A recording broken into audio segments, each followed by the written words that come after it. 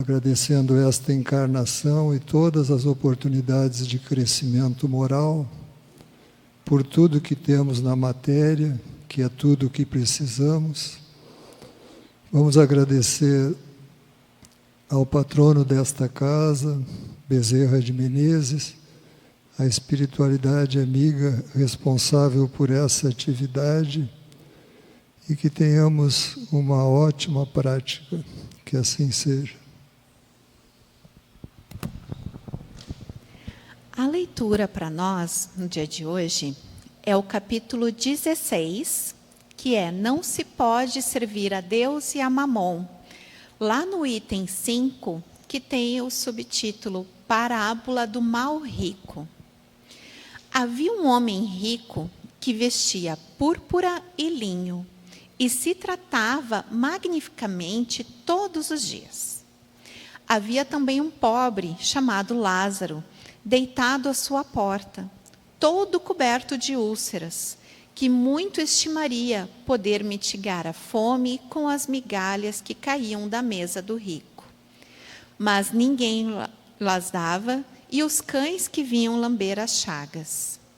Ora, aconteceu que esse pobre homem morreu e foi levado pelos anjos para o seio de Abraão. O rico também morreu e teve por sepulcro o inferno. Quando se achava nos tormentos, levantou os olhos e viu de longe Abraão e Lázaro em seu seio, e exclamando, disse estas palavras: Pai Abraão, tem piedade de mim, e manda-me Lázaro, a fim de que molhe a ponta do dedo na água para refrescar a língua, pois sofro horrível tormento nestas chamas. Mas Abraão lhe respondeu: Meu filho, lembra-te de que recebeste em vida teus bens e de que Lázaro só teve males. Por isso, ele agora está na consolação e tu nos tormentos. Ademais, existe para sempre um grande abismo entre nós e vós, de sorte que queiram passar daqui para aí não o podem, como também ninguém pode passar do lugar onde estás para aqui. Disse o rico: Eu te suplico, pai Abraão, que o mandes à casa de meu pai, onde tenho 5 irmãos, e dar-lhes o testemunho destas coisas, a fim de que não venham também eles para este lugar de tormento. Abraão retrucou: Eles têm Moisés e os profetas, que os escutem. Não, meu pai Abraão, disse o rico, se algum dos mortos for ter com eles, farão penitência. Respondeu-lhe Abraão: Se eles não ouvem a Moisés e nem aos profetas, também não acreditarão, ainda mesmo que algum dos mortos ressuscite. Quem trouxe essa passagem para nós foi Lucas, no capítulo 16, versículo 19 a 31. Rose, nos ajuda a entender agora. Boa tarde. Essa parábola, ela nos faz refletir sobre a relação que a gente tem com os bens materiais. O rico, nesse caso, ele é uma pessoa egoísta e orgulhosa, que não se preocupa com o seu próximo. A princípio, quando eles estavam na vida terrena, ele ignorava a existência do mendigo Lázaro, né? E o mendigo Lázaro, ele também vivia de migalhas, mas não buscava uma vida melhor, né? Os dois desencarnaram. Qual foi a diferença do desencarne entre o mendigo Lázaro e o rico, avarento? O Lázaro, ele não tinha apego à vida material. Ele se contentava com as migalhas, né? Então, foi muito mais fácil para ele o desencarne. Ele desencarnou facilmente e já foi levado por um anjo, né, junto a Abraão. Mas o rico ele tinha um apego muito grande pelas coisas materiais, né? Tanto que ele se vestia bem, ele se alimentava bem, né? E ele era muito egoísta, né? E ele era avarento, ele tinha aquela coisa assim que ele não largava. Então, o desencarne dele foi muito difícil, né? Muitas vezes as pessoas, quando elas são muito ligadas às coisas materiais, elas ficam muito tempo junto ao corpo, sem conseguir desencarnar, porque aquela é a vida que eles tinham, que eles continuam tendo na vida espiritual, né? No mundo espiritual. Então, isso nos mostra uma coisa, né? Que a gente não pode dar tanto valor aos bens materiais. Não é errado ser rico, mas a gente tem que aprender a dividir, a fazer um bom uso dessa riqueza. A gente tem que aprender a ajudar o nosso próximo, né? A fazer com que o mandamento de Cristo, né, seja cumprido. É amai-vos uns aos outros e ao próximo como a si mesmo. O rico, ele nunca olhou para Lázaro. Ele só olhou para Lázaro quando ele viu ele lá junto de Abraão, né? Daí ele pediu que, por favor, deixe que o Lázaro molhe o dedo com água, que ele estava com sede, né? Depois ainda ele pediu, ele lembrou de quem? Dos irmãos dele. Nossa, os meus irmãos fazem a mesma coisa que eu fiz na terra, né? Então, mande o Lázaro avisar os meus irmãos, porque se eles enxergarem o Lázaro, né, que é um desencarnado, eles vão cumprir as leis de Moisés, né?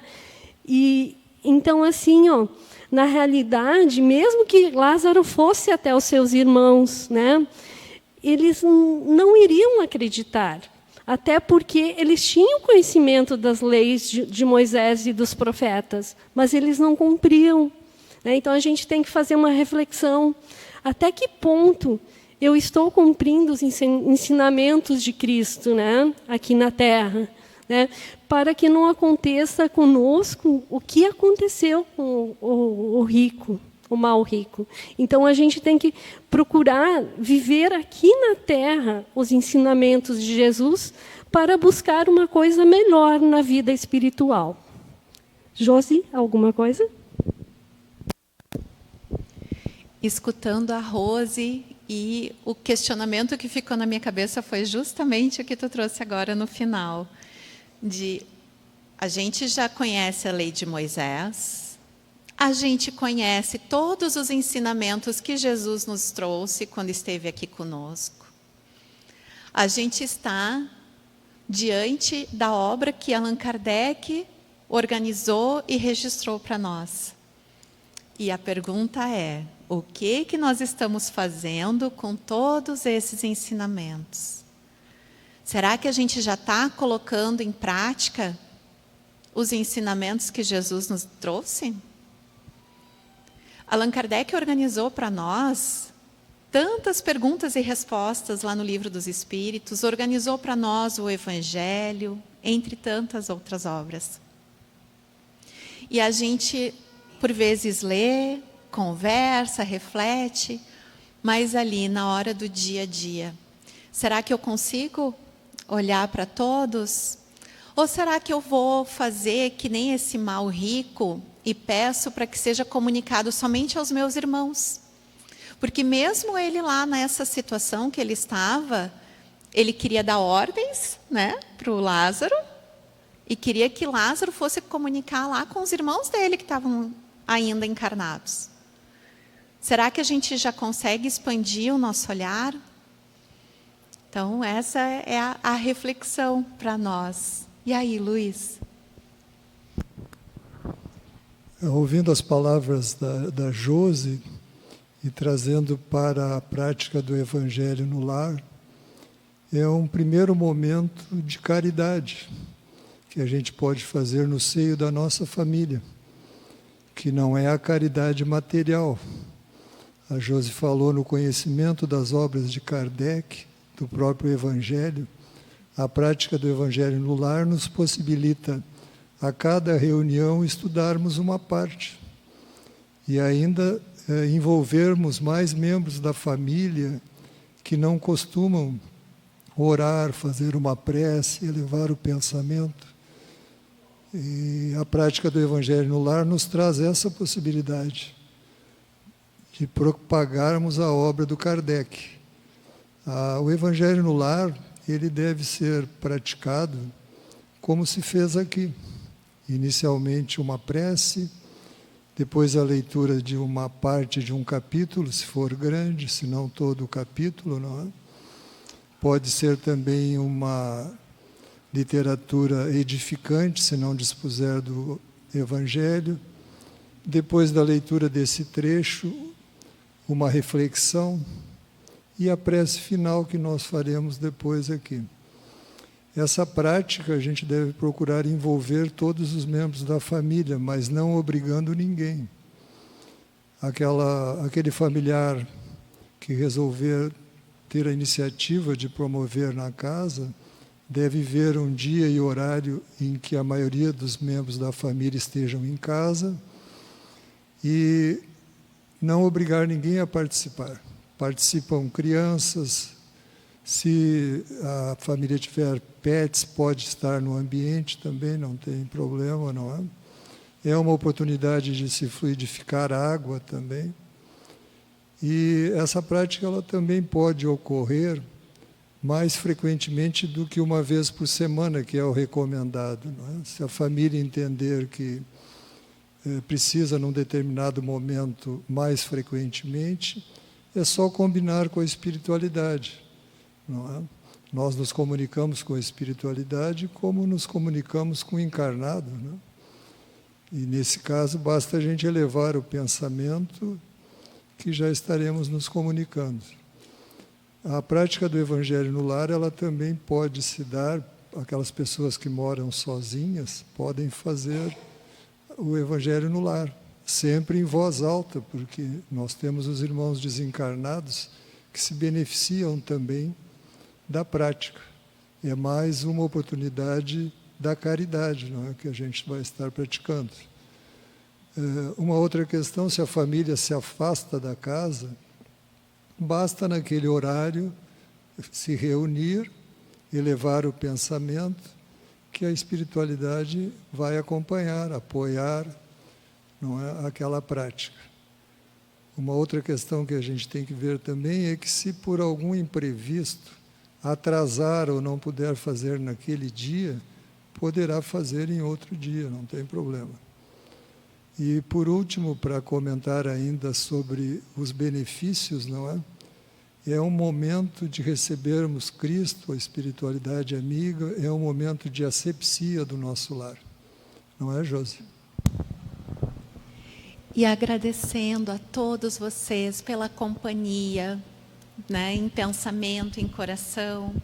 Convido a todos agora a gente fazer a nossa prece de encerramento, buscando aquela posição confortável, uma respiração profunda, e ao encontro da espiritualidade que nos acompanhou no início dessa tarde. Agradecer por todas as palavras, pelas reflexões, pelo amparo recebido. E pedir a Deus, nosso Pai, que assim como todas as benesses que foram derramadas sobre esta casa que nos acolhe neste momento, que todas as benesses possam chegar aos nossos lares, aos nossos familiares, levando muito amor, muita luz, serenidade, para que tenhamos os nossos lares como fonte de fortalecimento e paz. Graças te damos, Pai, por este encontro e pela oportunidade desta reunião. Que assim seja.